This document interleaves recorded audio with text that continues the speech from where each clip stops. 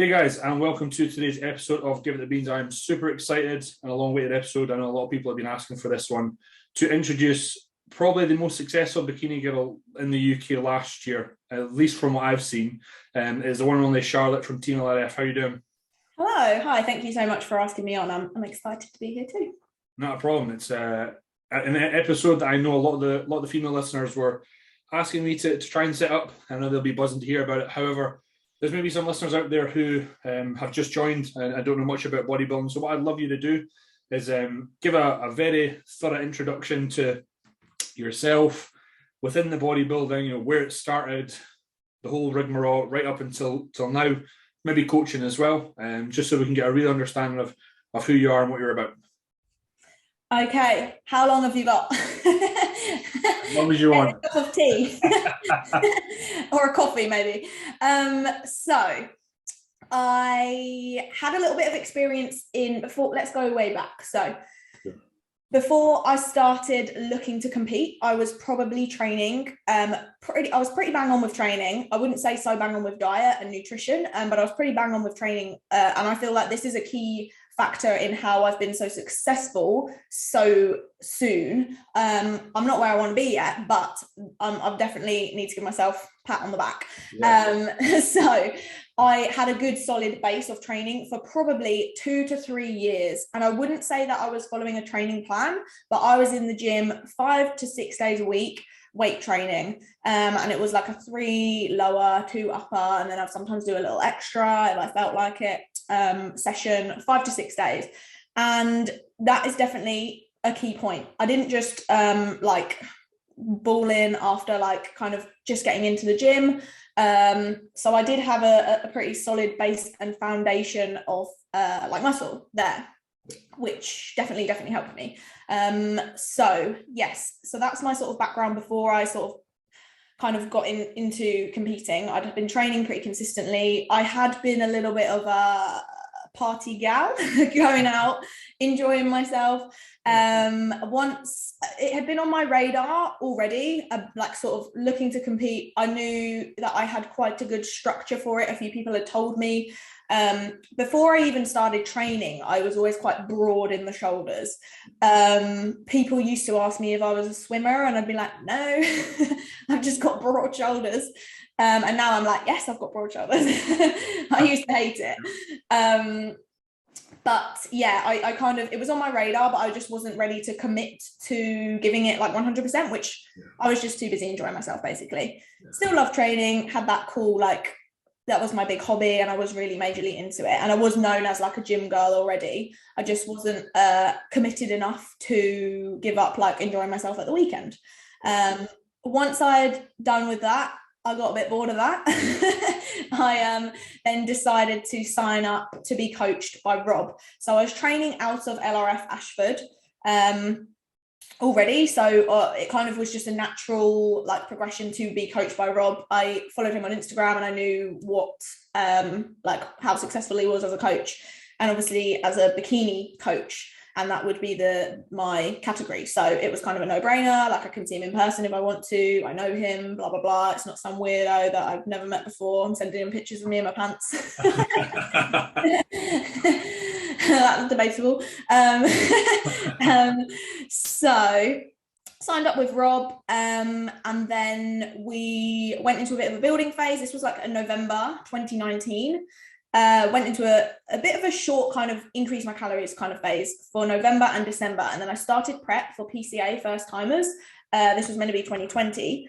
And got all the way obviously through that. And then it was whatever it was, 10 days out or 2 weeks out. And unfortunately the whole COVID, that word, the COVID happened, and it got cancelled, and I was devastated. And I mean devastated. I had never put so much into something and wanted to succeed at something so much, and not only was that show taken away from me, but I now had no job. I was just put on furlough, so effectively no job, no gym. I was training in my garden. And I just was like devastated. My mum was like, what is wrong with you? Because I was like a bit hysterical about it, to be honest, when I first found out about it. It was not cool. I was actually doing cardio. I remember when it happened and I was like, oh my God, is this serious? But I finished the cardio anyway. So then we sort of obviously went into lockdown. I was training in my garden, that old shebang. Everyone kind of did that, didn't they?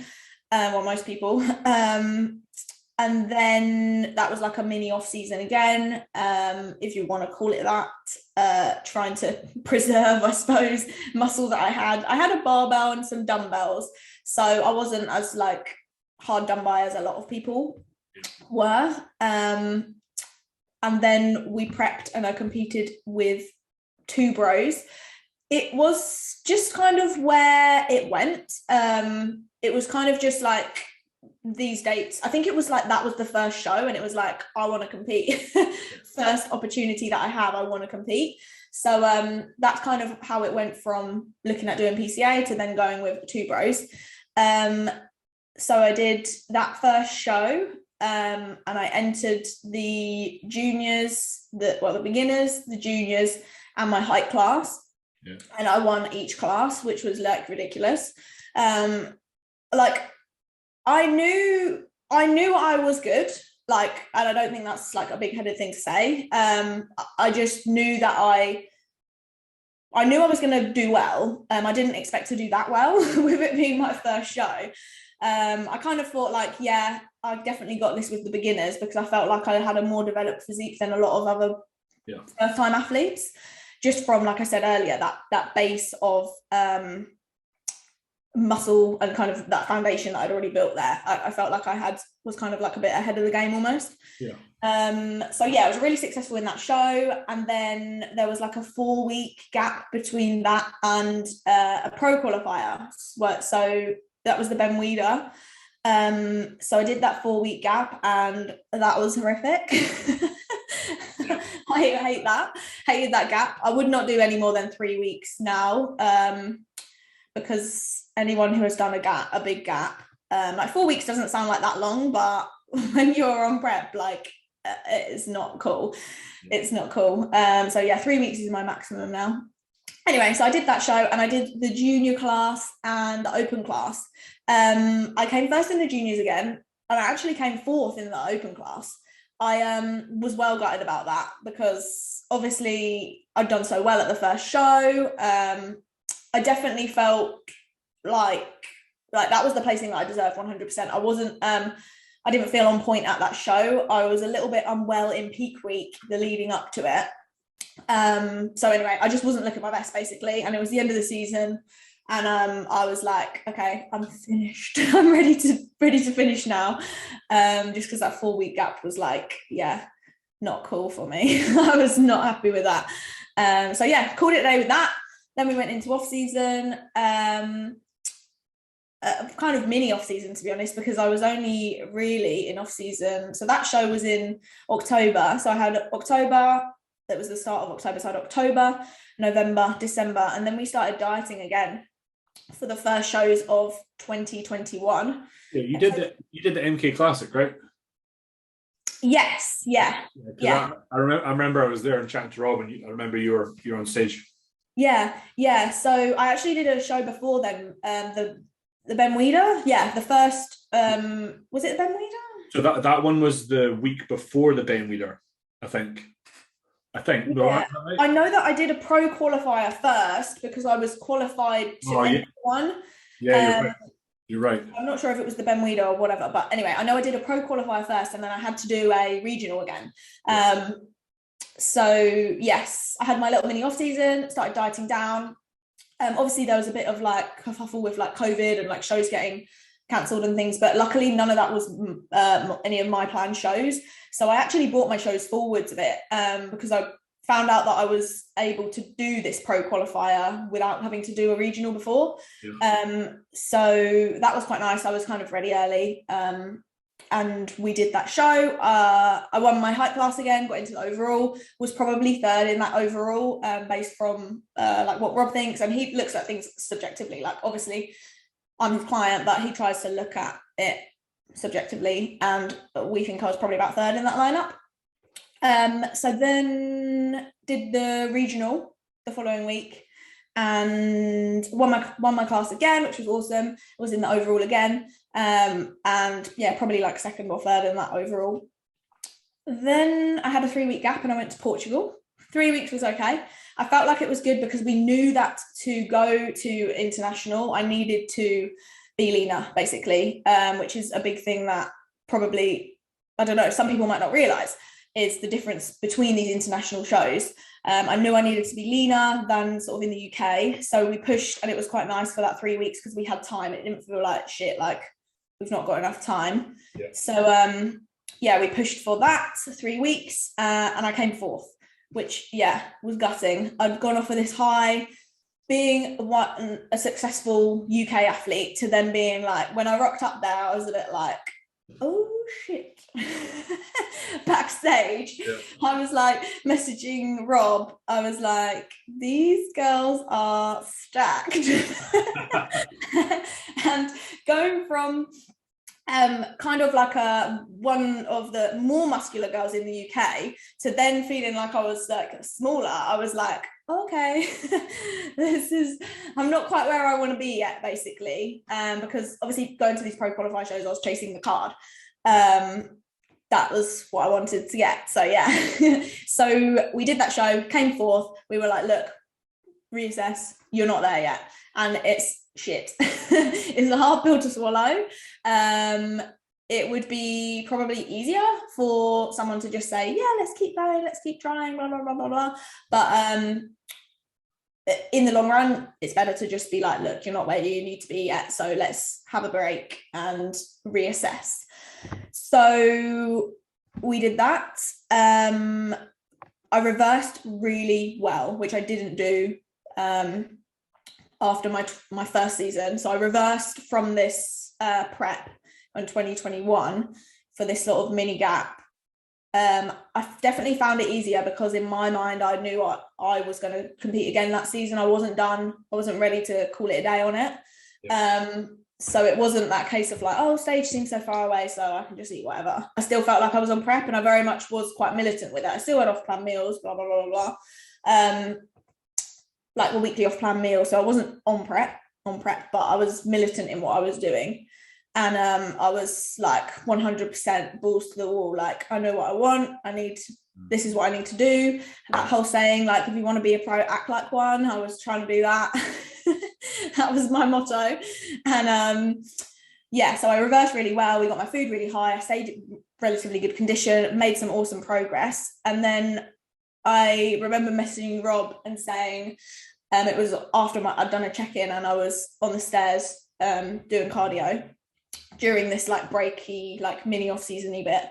And I was like, okay, what are we doing? Am I going to prep again? Or like, what do you want me to do? And he was like, the reality is you need to grow. And I started crying on the stairs. Oh. I was like, no. And I went and told him, I was like, I'm not ready to like give up on this. Like I worked so hard. Everyone works hard, but I feel like I've worked so hard. I've done this reverse really well. I've made some awesome improvements. I felt like I'd made some really, really good improvements in this period. And I was like, I will regret if I don't try it again. And I would have, because I wouldn't have ended up doing all the PCA and all of that jazz. Yeah. So yeah, we started prepping again. We targeted some shows, and it was initially just some international shows that we looked at, some European shows, that we were looking at, because it's quite nice to do. People say like, why are you looking at these international shows? Because generally you're going to have to do a run of shows. It's a long time to diet down for just one show. Generally you're going to have to do more than one. Like, it's not that common to just get the card straight away in your first try. You kind of have to go off of feedback and improve from show to show. So obviously with these international shows, there is like one every week, so you can go and bounce one, la la la la la la. So yes, that's why, hence why going abroad. So we planned those, and then because I'd reversed so well, my prep was so easy and very, very smooth. The weight was just coming off. which is a massive lesson that I learned, and why I'm so hot on it now with my clients, is because I know how different that prep was compared to the one at the start of the year, where I was doing like much more cardio, less food, and the weight was not shifting. Whereas we'd make small tweaks, my weight would drop off. And my cardio the max for me was 50 minutes on the stairs, fasted. Whereas I know in my prep before, this is obviously all very relative, but in my prep before was like probably about an hour fasted, and then some post-workout as well, which probably got up to like more than half an hour. So I was considerably less cardio and definitely eating a lot more food. So I just come in really quick, basically. Rob was like, do you want to try for some PCA shows? Because he knew that when we'd gone to shows with clients, I was like, it looks like so much fun, like the atmosphere, the bars, like the music, the pose down. I was like, if we can fit one in, I'd really like to do it. So then obviously like PCA came about, which was awesome. Sorry, I feel like I'm going on a major tangent here. No, that's fine. Story. I know you're almost at the end, but it's for listeners to hear, so keep cracking on. Okay, cool. Tell me to shut up if I need to shut up. So we went on to PCA. I did 3 PCA shows. So the first one was Jersey. So that was actually at 2 days' notice. I flew over to Jersey. We didn't peak for it or anything. I literally did my normal rest day food. And we just went in and I won the overall. It was awesome. My first PCA experience. It was really, really good fun. Came back, did the London show, won my class in that, won the overall in that, so that was awesome. That's when I became Madame Two Swords. I can't claim that was my client who came up with that. So that happened, and then we had the British finals, and genuinely, hand on heart, I know people probably don't believe me when I say this, but I went into that and I was like, I'd be buzzing with top 3 in my class. Like, it's the best athletes, the best PCA athletes who have done probably a lot more PCA shows than me, a lot more experience in PCA shows than me. And I've done 2 shows with PCA. Obviously I've done very well, but I genuinely went into that with no expectations. I just was saying that I would be really happy to make top 3. And then I won the class and I was buzzing with that. I got the pro card then as well, and I was buzzing with that. Obviously that was awesome. And then went into the overall, and genuinely was so shocked. Like, on the screen recording of it, like, you can see me go, what the fuck? Like, looking around like, me.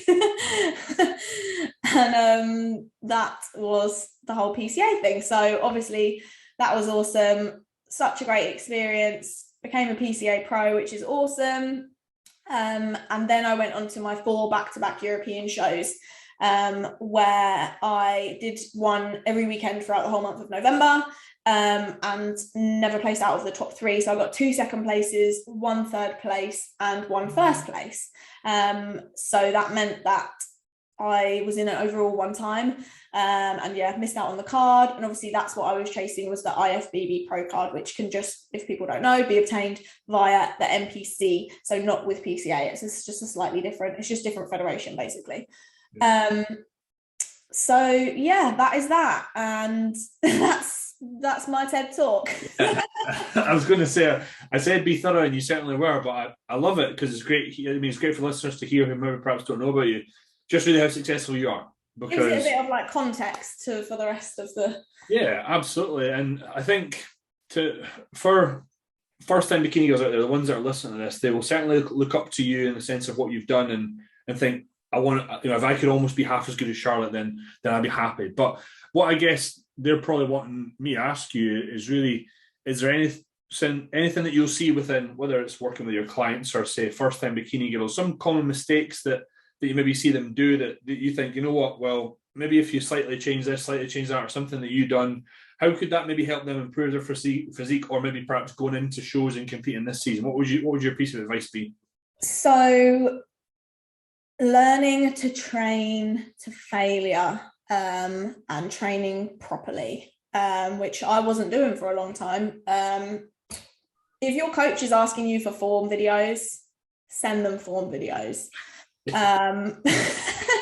My clients, they are pestered about it, because this is where you're going to be making improvements to your physique.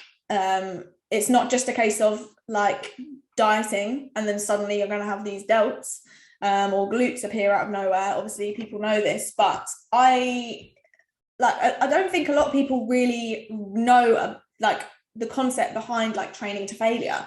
As a beginner, as a first timer, it's very different to that whole like, oh, I just do 3 sets of 10 of this exercise, and when I get to 10 reps I stop, which is what I don't think I'm better than anyone, because I used to do that as well, 100%. But this is what's going to take your physique to the next level, is learning and educating yourself about training properly and training to failure.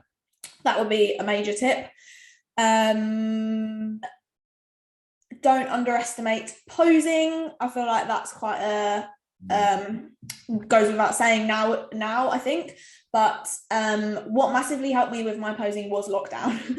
I got up every single day during lockdown. I put my bikini on every morning and I practiced my posing, and I think that showed, because my first show I knew what I was doing and I didn't feel awkward because I'd done it every morning in my bedroom. I just felt like I was doing it again, but I was on stage, and it just looked natural. It flows nicely, and yeah, you got to put in the work with that just as much as your training and diet. So that's probably my 2 main sort of tips. Obviously I touched on the fact about having like a bit of a foundation to your physique before you look to compete. A lot of people are understandably eager and keen to kind of get on stage and get it done, kind of thing. Not get it done, but like they want it now. But what's the point in going and making up numbers and not succeeding? I'd rather wait and look better and do better than put in all that time and effort to then be told, look, you just need more muscle, which is a case of more time essentially. So yeah, I think that is probably my main tips. I mean, I think, God, if we end the podcast now and there's 3 things to take away that were the most valuable piece of information for beginners, it would be those 3, because I'm so glad you said that, because I think I was like you years ago as well, and there's be so many people out there listening that are the same, in that we perhaps stop at 10 reps when we could have done 15 or 12 or whatnot. But the growth that I see in a coach and clients when they actually go to failure and they send you the training videos is unbelievable. Yeah, unbelievable, the change. And I think that specifically in females as well, you know, with your guys' superior ability to recover, like the change in like lower body, like specifically in glutes when they train hard and frequently, is unbelievable. Yeah, 100%. To hear that from an athlete like yourself, it's at the top of their level. I hope that resonates with some of the first timers out there, because I mean, I don't know if you've seen it as well, but to me, like, classes are just getting bigger and bigger. Yeah, it is a case of like every class is just getting bigger, isn't it? Would you say that, have you seen an increase in the standard across the board over those couple of years with the class bigger? Yeah, I would say. And I feel like definitely, because bikini is the most like marketable like category generally, isn't it? Even that still is getting on the bigger side. Like I know there's a lot of like females outside of bodybuilding who like would look at a picture of me and be like, oh my God. Like I know, like my mum, when during lockdown, when I started training at home, she was like, because she'd never really like, because I was very lean because I'd just come out of that prep. And I was obviously just like living in baggy tops and stuff. And we suddenly went into lockdown and it was sunny and I was training outside. She was like, you're so muscly, like a bit taken aback by it. And obviously she was like, you don't want to get any bigger. You don't want to get bigger, do you? You don't want to go into these bigger classes, do you? And I was like, no, like I'm happy in bikini. But yeah, definitely getting bigger across the board. I would say across all federations as well, I think.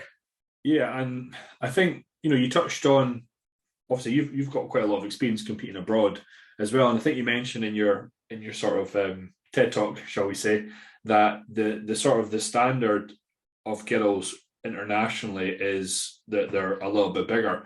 And I know that there'll be some first timers out there listening, but I know there'll be some experienced girls who look up to you and are maybe not the same level, but level perhaps just below, and they're maybe thinking about, okay, I've done some UK shows and I'd love to compete abroad. I've got a couple of clients that I know that they say they would love to compete abroad, but what I'd love for you to kind of go into is maybe perhaps just a little bit of discussion of what was the standard like? Did you feel any sort of pressures going into them, or if someone is feeling pressure, if you got any advice to them? Some girls or guys maybe freak out about the travel and the stress and, oh my God, I'm going to hold water and things. So any sort of advice about that jump from the UK shows to international ones? Yeah, totally. So the way that I describe the difference in terms of the standard is, especially because generally if you're going abroad, it's for a pro qualifier. So think about everyone who is invited to PCA finals, or everyone who's invited to the Two Bros finals, British finals. So the best of the best from every European country, and they're there and they're trying to win a pro card. So it's like that. It's the top athletes from their country, and they're chasing the card. So that's why the standard is so much higher, I feel. In terms of advice regarding pressures, I very much like to keep my cards against my chest now, because I find, not that I think anyone gives a shit about what I'm doing in terms of when I'm competing, like, oh, when is she competing? I don't think that at all. But personally, I just like show day to be very normal for me and not have I struggled initially to try and explain this to people about why I was not being public about it when I was competing, without sounding like a dickhead. But I just like to literally crack on with doing client work in the morning. I don't like to have people telling me good luck. And like before the first pro qualifier that I did at the very start of 2021, I was open about what I was doing when I was competing, and I had like a lot of clients wishing me good luck, which is so nice and totally appreciated, and I love the support. So it's not a case of that.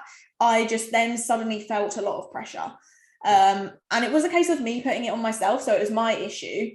But I like to just keep it on the down low. People obviously know and can see as your prep progresses, you're getting leaner, you must be competing at some point. But I just prefer to kind of just crack on. I like the day of show day to be very normal. I do find that when I get stressed, I hold water and it affects how I look.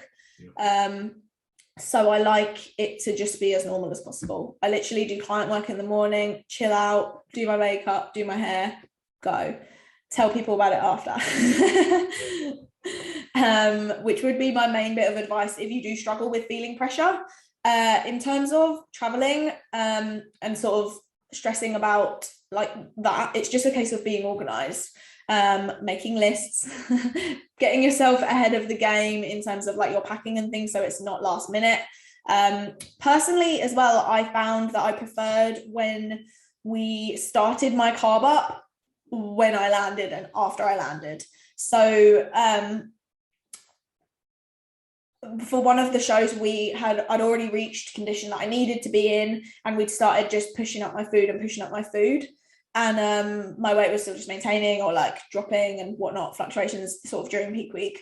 And then we flew and I just felt very watery. It definitely like it went away by show day and was fine, but it just fucked with your head. It probably was more just prep brain, to be honest. But I personally preferred carving up once I had landed. So generally for the three other international shows after the first one, we would just be like depleting a bit.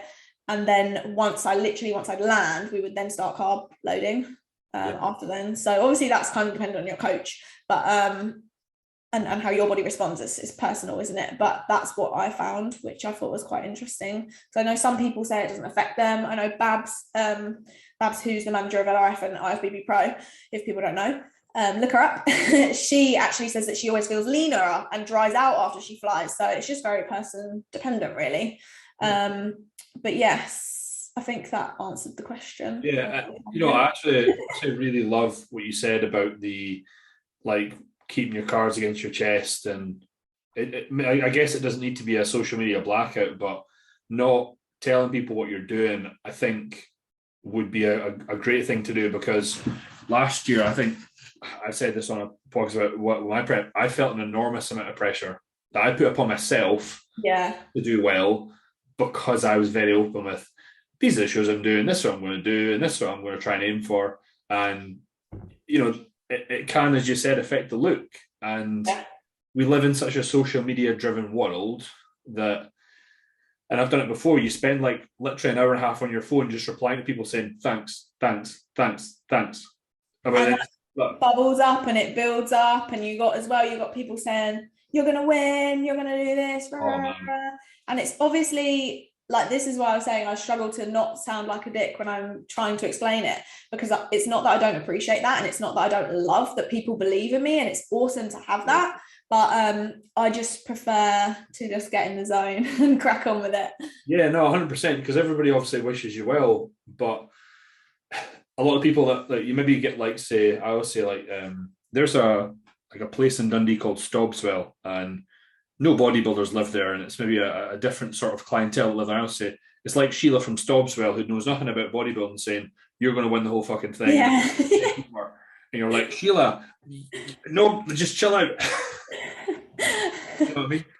Yeah, 100%. 100%. I think that personally, probably going into any future preps I do, I'll probably take your advice, because I've always talked about it, but really the shows that I've kind of enjoyed the most is ones where I've just, like, it's maybe your third, fourth show in a row, so not many people message you saying good luck, because they're like, well, fuck, you've done this for an X weeks. But yeah, I definitely think I would take that piece of advice on board. And if there was anything, I think that's a pretty golden nugget for any bikini girls out there, because again, well, it's not just bikini girls, it's guys and girls, we put this pressure on ourselves to do well, because we all want to win.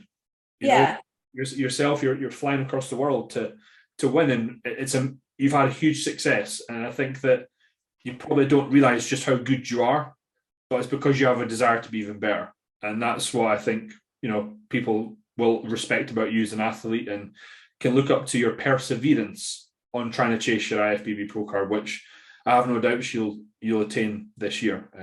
Sorry, I'm going off a little bit of a tangent. I'm going to come back. No, that's cool. If we stick with the sort of the international shows, we know that in bikini the judges are looking for a lot of glute, hammy, adductor, delt, etc. Now, this step up that we're thinking from the UK shows to international, there might be some women out there thinking, right, well, do I need to change my training, or do I just need to kind of like be patient, keep doing what I'm doing, and just grow? So any advice for those girls out there that are doing that? For example, when you began to compete internationally, did your training change much at all? It maybe didn't, but if would there be any advice to anyone out there who's, again, thinking about making this leap, or would you say, actually, well, speak to your coach first, see what's happening, blah blah? Yeah, so I wouldn't say that my training changed much, because it's just a case of really more of what you got. Like, you just need more of what you got going on at the moment. So with that, obviously, just takes time. So I wouldn't say that my training changed in terms of like volume or like weights and rep ranges and things like that. It was just a case of, we just need more. So just keep training hard, keep eating, and just keep ticking the boxes daily, which obviously ultimately accumulative. Hopefully we're going to be gaining some muscle tissue there. But yeah, no major change to like the structure of my plans or anything. Obviously it has changed now because I just need my lower body to catch up with my upper body. So now in case anyone is interested, I just it's more like a wellness split, to be honest. So it's like a 10-day rolling split where I do legs, brace yourself, legs, rest, lower, upper, my one upper session, rest, legs, rest, glutes and delts, and then a double rest day and start it again. So that's just kind of going off of, obviously you got to listen to the feedback that you're getting. my feedback was that my delts are more on the bigger side, which obviously we knew, but to give myself that balance, and which bikini is all about, that golden word, balance, I just need to bring up more of my lower body. So yeah. But that wasn't really a case of sort of fitting for international shows. That's just kind of in general, because I got that feedback in the UK as well. Yeah. And one of my female coaches I work alongside, Clara, has said to me multiple times she'd kill to have your delts. So if there's anyone out there listening, especially bikini girls that don't know the size Charlotte, well, just head over to her Instagram page and check out the size of them. But thank you. you also, to touch on what you'd kind of said on the podcast, you really hammered home the importance of posing. And I think in a lot of shows, you can really, really tell, if you look at the first timers class or the juniors class or whatever, who's putting the work in and who's not.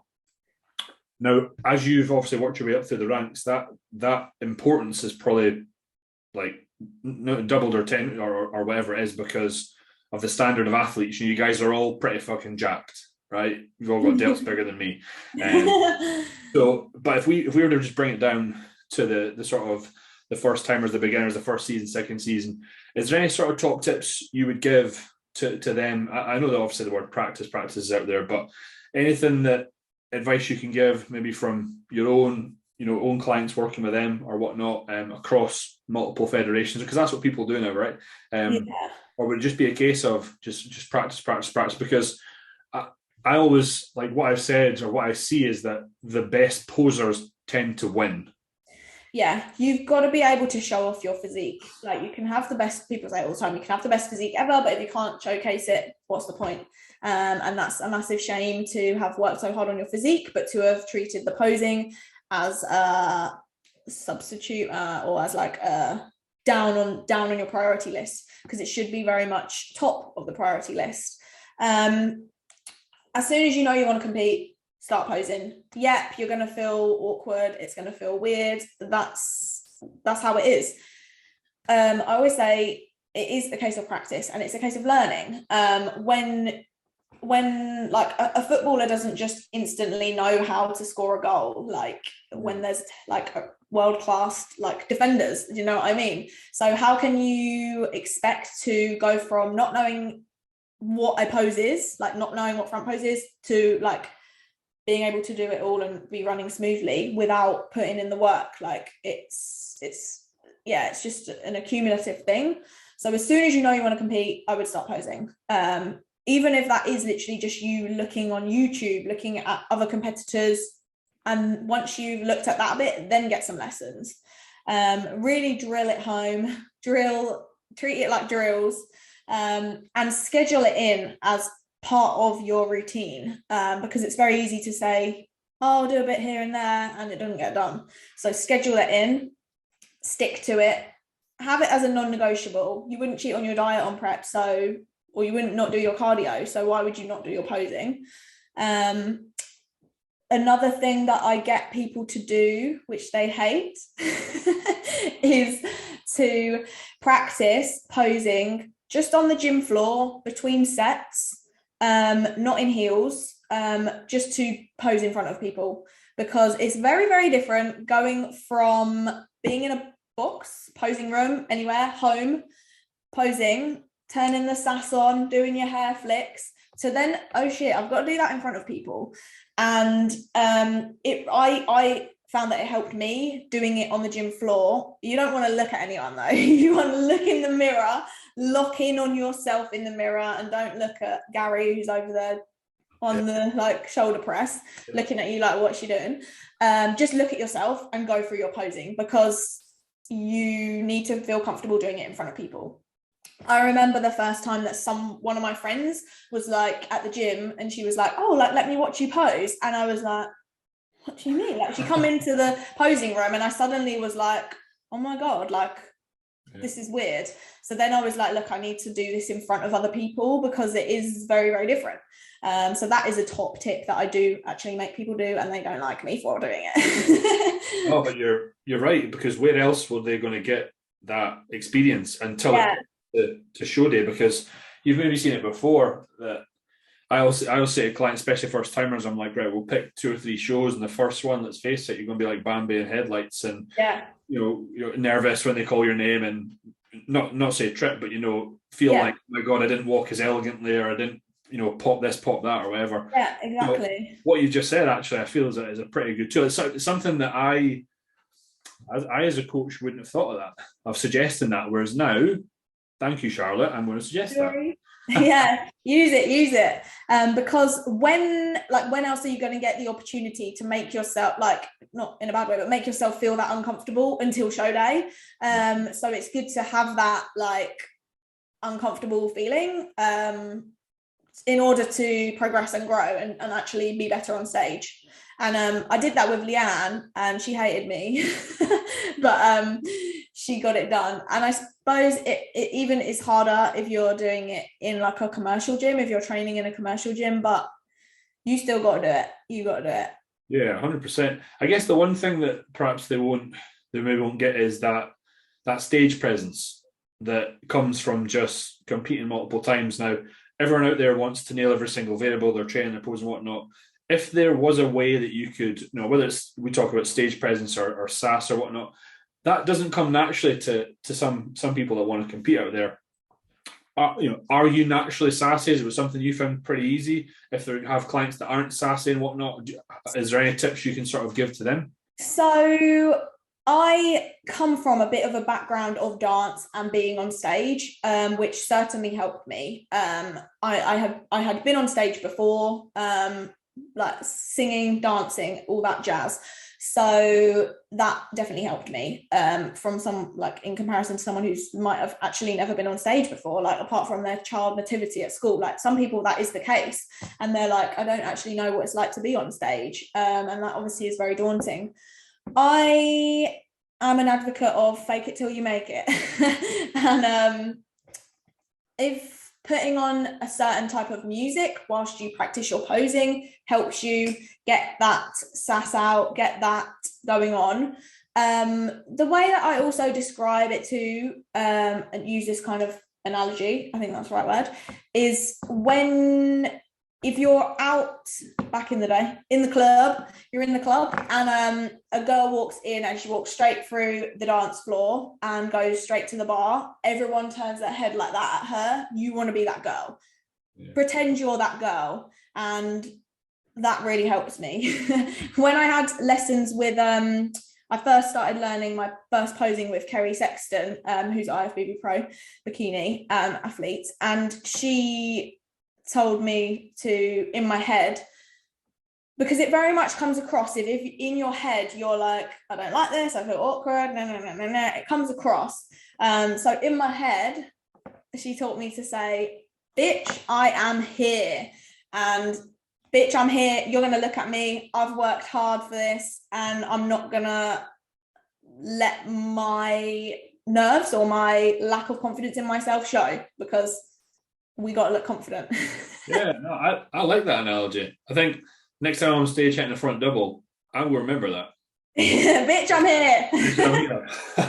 But no, these sort of little things, these tips, they can't come from myself as a male coach. I'm not, I haven't got, as much as I like to think, I don't have any sass. My sass level is 0, right? So, talking to athletes like yourself and getting those tips for anyone out there listening, I think is hugely valuable.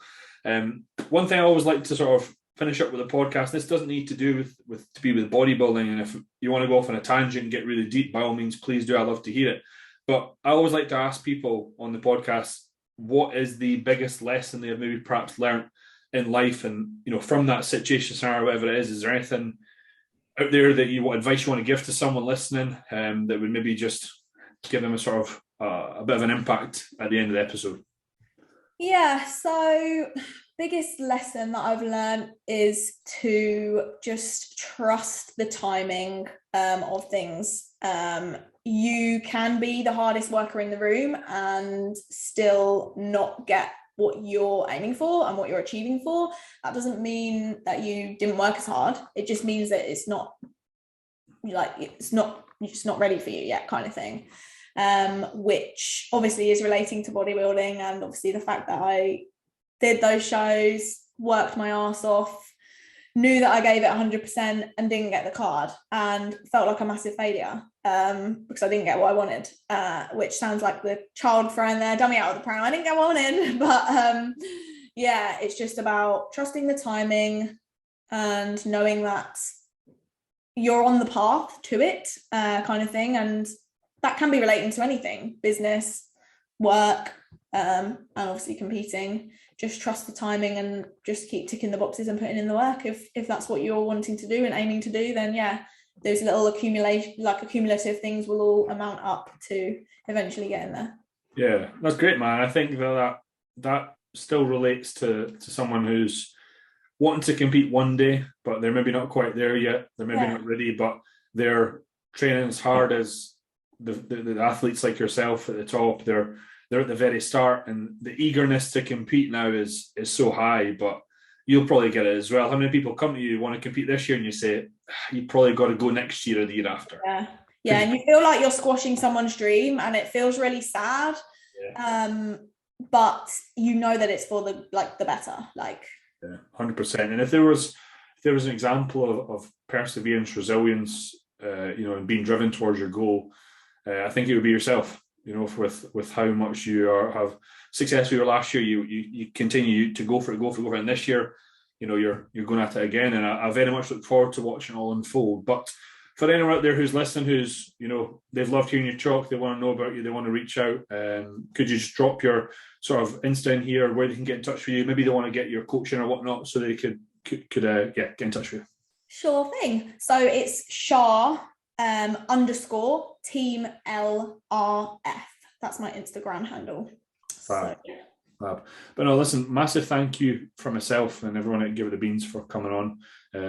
It was an episode that I was asked to do by quite a few people when I would say, who do you want to guest on? And I'm sure they are looking to see your success and inevitably success this year. So I think when I speak for myself and you, that wherever you are, whatever you do, give it the beans.